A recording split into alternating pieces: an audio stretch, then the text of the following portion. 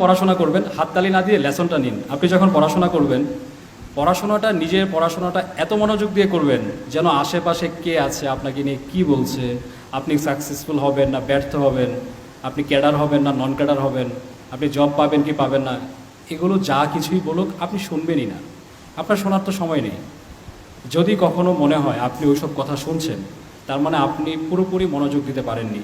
আমি আজকে এখানে এসে বসে দাঁড়িয়ে বলে যাচ্ছি, কেউ যদি ওই পানির গ্লাসটাতে যে মনোযোগটা দিয়েছিল সেই পরিমাণ মনোযোগ দিয়ে আপনি যদি আপনার পড়াশোনা করেন, আপনার যে না, চাকরি খুব ছোট জিনিস।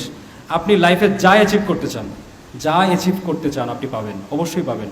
কারণ প্রতিটা মানুষকে ক্রিয়েট করা হয় হচ্ছে যে তাকে একটা ইন্ডলেস পটেনশিয়ালিটি দিয়ে।